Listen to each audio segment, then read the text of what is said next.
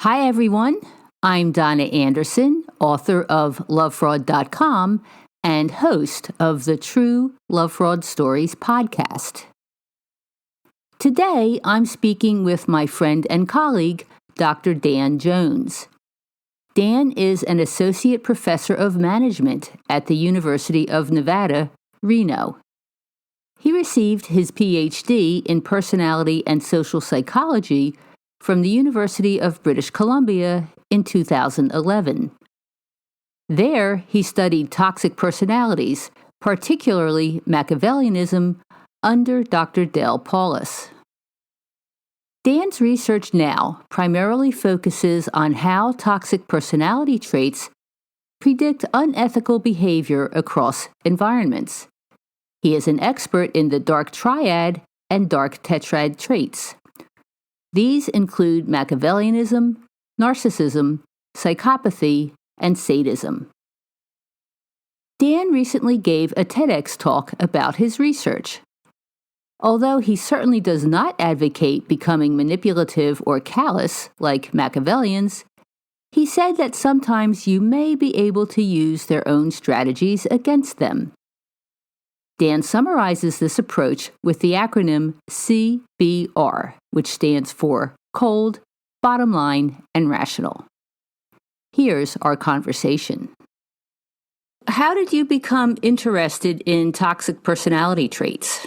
I wish I had a better story for you, Donna, but this was one of those things where it was just raw interest. I was looking through faculty profiles through the University of British Columbia, and I stumbled across Del Paulus's work, found it fascinating, and the rest, as they say, is history.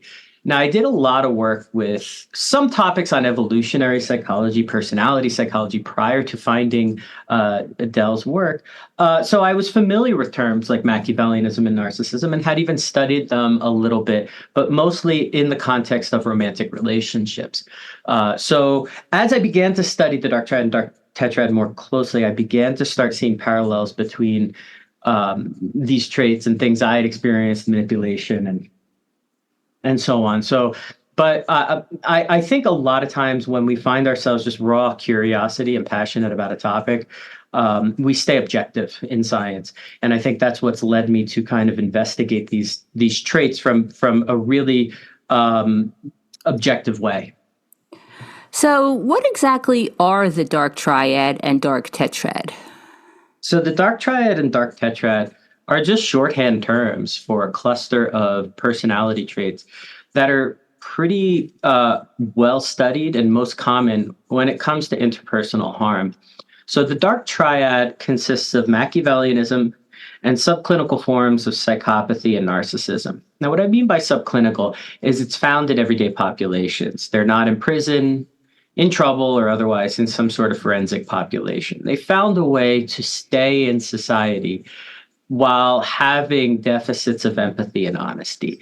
And Machiavellianism has always been conceptualized as a personality trait, meaning that some people are higher, some people are lower, and everybody has some form of it, and it's on a spectrum. As the other traits can be assessed as well, psychopathy and narcissism. There's nobody listening to this podcast right now that doesn't have any trace of narcissism in them. And there's nobody here that so on. So there's varying degrees in the population of these traits.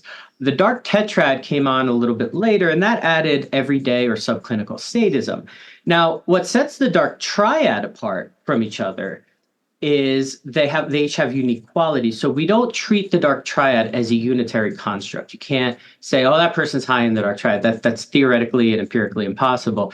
And what they have in common is that they're all callous and manipulative. So they all have deficits in honesty and deficits in empathy. Beyond that, they really don't have much in common. So Machiavellianism really is more of a strategic, more cynical, I don't trust anybody, I'm going to manipulate you, but I'm going to plan it through type trait. They're focused on the bottom line. They're focused on long-term outcomes. Narcissism is a slave to their ego. They tend to be focused on anything that brings social praise, social attention, adulation, worship from others. They like to be in the limelight. And then psychopathy they are slaves to their immediate gratification. So that leads to a bit of a reckless, erratic lifestyle and a proneness towards antisocial behavior and rule breaking. So the three traits, while on the surface, the outcomes they lead to are strikingly similar. The etiology, the origins, the situations, and the motivations behind those behaviors can be very different. Now, sadism, of course, is most overlapping with psychopathy, but what sets that apart is they crave your pain, your agitation. Psychopathic individuals don't mind your pain or agitation, but sadists, actually, that is their end goal, is to watch people get upset and agitated. Psychopaths usually want to satisfy some other impulse. Okay, so are there any more details about each of the disorders that you're talking about that would help people to understand them? Absolutely. So when we talk about the difference between personality and a personality disorder, it's critical to keep in mind that you can function having high levels of these traits and manage to avoid incarceration or trouble in some reasonable way. When it crosses over into being a disorder is usually when it starts to lead to maladaptive outcomes, especially for the self. Tragically, most narcissists do not go to therapy saying, hey, I hurt this person and I'm upset about it. That is antithetical to the construct of narcissism, unfortunately. Usually they start crossing over into clinical realm when it starts, they can't get past out of their own way. They're tripping over their own feet. So it's really important to understand that we're not necessarily talking about disordered people. And to define a disorder means that we're going into the Diagnostic and Statistical Manual of the American Psychological Association. And typically there are disorders that fall into the area called cluster B, which involves antisocial personality disorder, narcissistic personality disorder, and things like that have very strict criteria, behavioral outcomes, and markers for those traits. Individuals can be high in a dark triad trait and not necessarily have one of those disorders. So it's important to understand that these are personality traits measured at the everyday level that don't always reach the impact of being considered a disorder. So why isn't antisocial personality disorder in the dark triad or the dark tetrad? It's a really great question. Well, there are two reasons why. The first one is because antisocial personality disorder is a clinical diagnosis. And as a personality psychologist, I don't focus on disorder or diagnosis or the clinical realm. I'm more interested in variations across populations of these traits and the outcomes they predict. The second part of your answer, or part of my answer, is that antisocial personality disorder is mostly diagnosed through behavioral markers. It's very tricky to ask somebody or assess in a clinical setting cognitive processes without great detail. And so antisocial personality disorder really is more about the behaviors and the actions the individual displays. We personality psychologists are interested in the whole package. What are the origins of their cognitions, their emotions? Why are they thinking the way they are? How do they react to different situations? So one really is embedded in more of a clinical therapeutic realm, whereas these traits are embedded more in a theoretical scientific realm. Is Machiavellianism in the DSM? No, it's not. And I don't believe Machiavellianism should be in the DSM. While they can definitely inflict harm and damage on other people, they lack empathy and they lack integrity. I don't believe that Machiavellianism is a way of seeing the world more than it is a disorder. If individuals believe that the world is a nasty place full of inhumane backstabbers, and that's the way you see the world, then you extrapolate back to their behavior, and their behavior then makes sense. It is a rational reaction to a particular worldview that I have to manipulate, otherwise you'll manipulate me first. So could there be a variation that would be seen as clinical? That's a really great question. But I think Machiavellianism is a way of seeing the world, a pattern of thinking, a pattern of responding to the world that doesn't necessarily And in some cases could be functional. In some situations could be functional. So it really is tricky to kind of bring that into a clinical realm when it was born and raised in an empirical and scientific literature as a personality trait. What percentage of people do you think could be, well, I guess diagnosed with these disorders is not accurate, that could have these traits?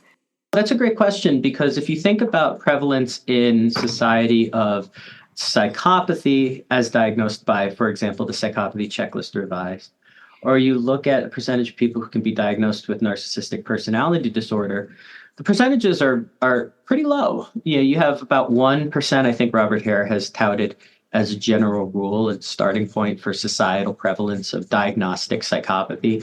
Clinicians would say about 2 to 3% of the population fit a diagnostic of narcissistic personality disorder. So understanding that those two are going to blend together because of their common core of callousness and manipulation, call it 3 to 4%, 3.5% of the population. And now if you talk about these folks who are antagonistic and maybe have delay of gratification or through some other deviation pattern of their behavior don't fit one of those two criteria, let's call it 5%.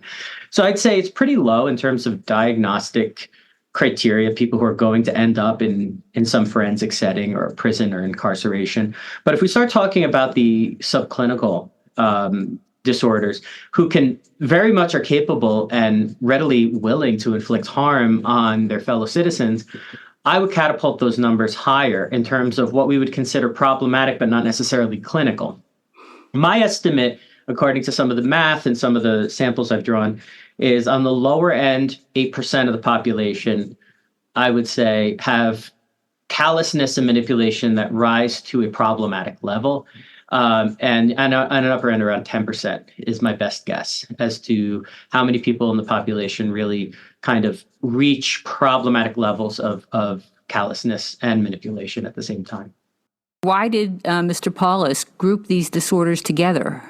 When I worked with Del Paulus on Machiavellianism uniqueness, we found it's when Machiavellians act, not what they'll do, that differentiates them from psychopathy. So they get grouped together simply because they all lack a common element of what we would colloquially refer to as humanity, but it's a lack of honesty and a lack of empathy. So they have no guilt about lying, and they have no guilt, no remorse about hurting you. They're perfectly willing to do those things. And so the antisocial outcomes they predict are often very overlapping, strikingly similar, and it led people to think, well, it's just one and the same. It's a jingle jangle fallacy. You called them different names, but they're actually the same trait. Of course, they have some common overlap. They lack a sense of empathy and honesty. But when we did our experiments, what we found is that Machiavellians are not universally drawn to antisocial behavior. They take the expedient path to obtain a goal that they want to obtain. So in our experiment, what we did was we said you can take the cheat and take a quarter, 25 cents, some nominal amount of money. But if we catch you, we're gonna punish you very severely. Versus, just please be honest. You can take this quarter by cheating, but please don't. Help us out. And in the help us out condition, all three dark triad traits cheated readily, equally to the same amount. But when we attached the consequence that simply made the quarter not worth cheating for, Machiavellians backed off completely. They were just like everybody else. They didn't cheat. Psychopaths persisted in cheating. So what is important for the listeners to understand is that while the outcome often is the same, they cheated, it's the context and the consequences and how safe the cheating was that will differentiate a Machiavellian from a psychopath, which, because it's that situational factor that differentiates them, has made it exceedingly tricky to differentiate Machiavellianism from psychopathy. But I believe that is the fundamental element that differentiates them. But they have to be grouped together because they are all interpersonally toxic. And one of the things that I want to emphasize for sure is that if you focus on just one of these traits, you could potentially be creating a blind spot in your awareness.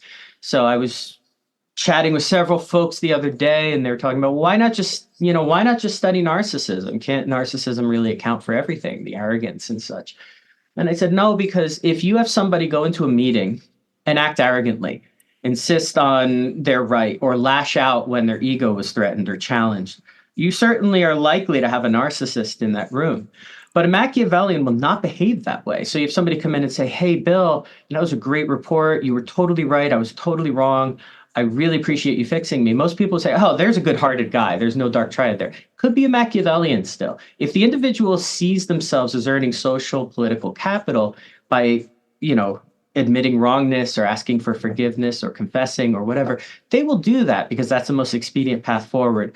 So that's why it's really important to understand that they do cluster together in the harm they cause, but to still see the unique flavors that come out, because one size does not fit all. So describe in detail exactly what a Machiavellian is. So Machiavellianism is originated as an inspiration with the philosophy, as you might have guessed, of Niccolo Machiavelli from the 1500s. And Machiavelli's philosophy, as summed up by most, is the ends justify the means, right? It doesn't matter how you get there, just get there, finish the job. And there's a quote on page 69 of one of the versions of the Prince that I really like that says, he must stick to the good for as long as he can, but being compelled by necessity, be ready to take the way of evil. To me, that statement by Niccolo Machiavelli encapsulates the trait even better. Machiavellianism, unlike psychopathy and narcissism, are not necessarily handcuffed to a particular way of thinking or reacting. So Machiavellianism is the one that should keep you up at night, because you could be married to a Machiavellian for 5 to 10 years and not know it if they have enough impulse control and strategy to keep things on the down low. Psychopathy, because they are so erratic and they're more or less slaves to impulse, they will reveal their hands, more likely spill their cards on the table at some point. Narcissistic people, because of their ego fragility, are going to lash out, boost themselves up, tear you down when threatened, challenged, or otherwise put to the test. So they reveal their hands fairly early. Machiavellians do not. So the key thing to understand about Machiavellianism is, while it was originally conceptualized as amorality, manipulative tactics, and a cynical worldview, what really is important to understand is those manipulative tactics are not just lie as you breathe, or reckless lying, or impulsive lying, or frequent lying. They are strategic lies. They are often lies of omission, leaving out particular information that they think people don't necessarily need to know, kind of like what my wife doesn't know won't hurt her. There's also deception that uses coalition building and embellishing something that a coworker said, or getting information about a coworker in confidence and bringing it back to the supervisor to sabotage that coworker. These are well thought out strategic lies, which has a different flavor than psychopathy. So that's what sets Machiavellianism apart. So in your TEDx talk, you suggested utilizing the strategies of Machiavellians when people need to deal with toxic individuals. So what do you mean by that? So I want to start with a very strong caution and warning. I do not want people acting Machiavellian in the toxic, manipulative, callous sense. Don't ever abandon your humanity. That is paramount to all else.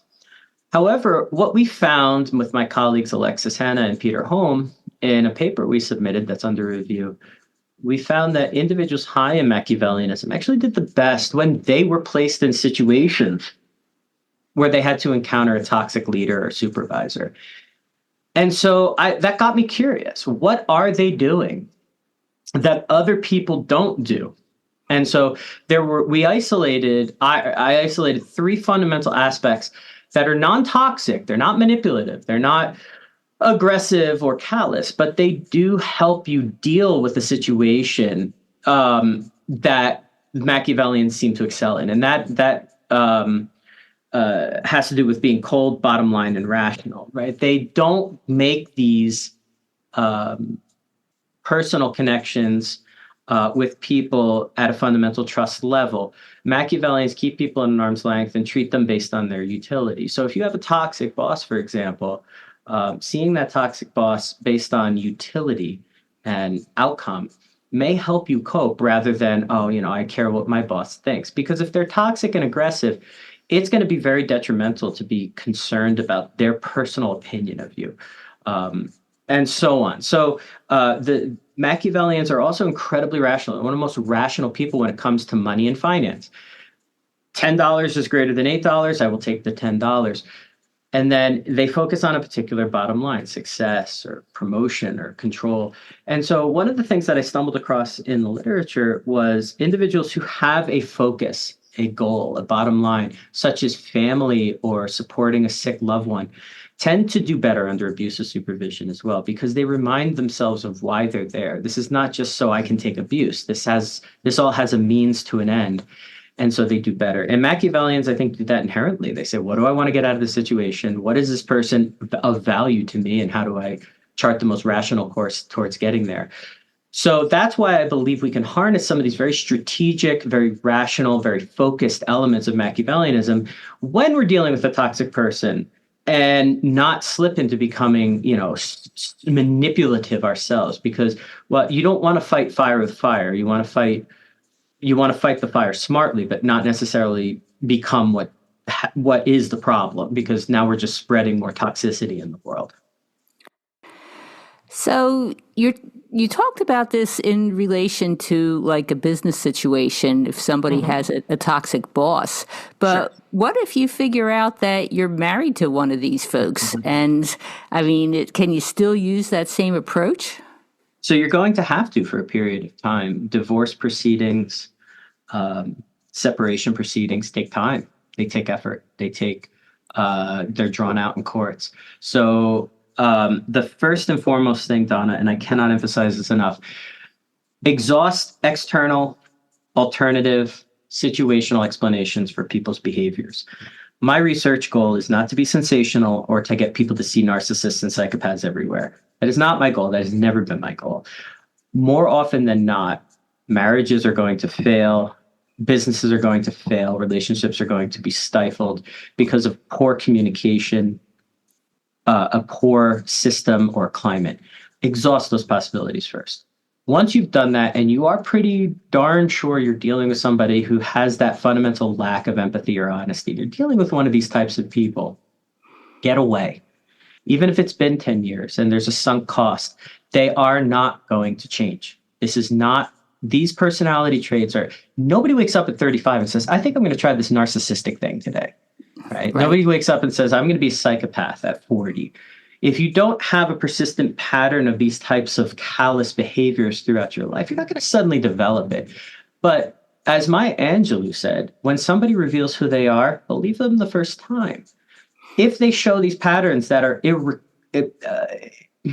undeniably callous, you know what you're dealing with now. Knowledge is power. And even if it's 5, 10, 15 years, and you've been and they are really good at manipulating, getting you to look the other way, moving forward, providing rationalizations and explanations to you that are perfectly plausible and make sense. We've all been there. So there's no shame in it. But as hard as it may be, once you've determined this is who you're dealing with, you must get away. Nothing I can do will truly help you in perpetuity in the long run, because they are always one step ahead of you. They're always manipulating. They're always thinking 5 steps ahead in a relationship. You are by definition 1 step behind, so get away. However, yes, in the interim, if you are leaving the partner or they're systematic, get social support, get help, get all the appropriate resources you need. And as you're going through some of what might be very difficult interim times legally and other such, CBR types of techniques can help you. That's called bottom line and rational, can help you get through whatever that rough patch is, because narcissistic, Machiavellian and such, they don't manipulate all at once. They manipulate in sequence. And I call it narcissistic whiplash, because the individual will draw you in with charm, honeymoon periods, cut you off at the knees, and then draw you in again. And you start to develop this emotional whiplash to the situation. If you know what to expect, you know the sequence of events that is coming. They're going to, why are you ruining my life? And I hate you, and I'm going to kill you. And then, oh, come on, baby, I love you. And they cycle through these phases. If you know what to expect next, you're not caught off guard, and you can engage the CBR tactics to get through those tough periods. But ultimately, like I said, these types of techniques won't sustain you forever. They are stopgap approaches when you're dealing with a person like this to get away. But you have to get away. So what's your advice for someone who encounters a manipulator? Think very carefully about why you're in this situation and why you've encountered this manipulator, and whether or not the situation is worth being around. I would say the vast majority of time, it's not worth it. You interview with somebody, or you interview somebody, or you are dating somebody, or you have a date with somebody, and they are incredibly cutting to the server, or they are incredibly callous to some situation. Again, believe them the first time. For me, I would train people more often than not to just pay attention to those red flags. They're there. And you're not a bad person if you missed them, ignored them, or dismissed them, because we are good-hearted people that want to give people the benefit of the doubt. We don't want to think the worst about people. But there are certain times when you have a red flag early on, even if it's a false positive, better to be safe than to be sorry. So if you see a manipulator out of the gate and there's no consequence to getting away, get away. If you find yourself in a workplace where somebody is a manipulator and you can't get away, but you don't necessarily have to deal with them on the regular, you can keep them at a distance. And the best thing to do is deal with them over cold media. Get them on the record. If they come to you and say, hey, did you hear what happened? Email me. Please shoot me an email. I don't have the time to talk right now. When you get these folks on the record using cold media, they generally lose their manipulative edge, and it leaves you a paper trail to cover your butt later. So always try to deal with them over cold media. Now, if they are your direct supervisor, your manager, your boss, then you have to make a very significant choice. If you are embedded and you're stuck because you have a sick parent or you have a child you have to support, you can't get another job, then you can start deploying the CBR method as you apply for other jobs and find other opportunities. But at the end of the day, when you encounter a manipulator, they are not going to change. So getting away from the situation is the most effective recourse to making sure that you stay safe. Okay, so if people wanted to find out more information about your work or contact you, how could they do that? Absolutely. So the best place to reach me is my website. That is darktriad.co. All one word, so DARKTRIAD.co. That is my lab website, my website. We have all sorts of resources for people on that website. My email is djones2@unr.edu. If you type in Dan Jones UNR, you'll find my LinkedIn page. Please feel free to friend me, whatever it's called on LinkedIn. And I'm happy to have chats with people and work together. But please understand I am not a clinician. And if you are in trouble or in danger and an immediate threat, please reach out to assistance, whether it be a house that can protect you, or law enforcement, or if you're at work, try to exhaust those channels through HR. But get safe. I am not a clinician. I can't go in and do therapy or diagnose, but I can certainly provide resources and guidance for people to kind of understand what they're up against, who they're dealing with, and provide strategies to get through it until they can get away. All right. Well, thank you so much, Dan. This has been a fabulous conversation, and I'm sure many people are going to find it helpful. Thank you, Donna. I really appreciate it. I'm Donna Anderson, and this is True Love Fraud Stories. I hope you enjoyed this interview with Dr. Dan Jones. For Dan's contact information and to listen to his TEDx talk, please visit the page about this interview on podcasts.lovefraud.com. True Love Fraud Stories is produced by lovefraud.com. Engineering is by Terry Kelly. To learn how to recognize and recover from everyday sociopaths, visit lovefraud.com. You'll find articles, books, and webinars. You can also book an appointment with me, Donna Anderson, for advice about your personal experience with someone who may have manipulative or callous traits. Book your session today at lovefraud.com/talk to Donna.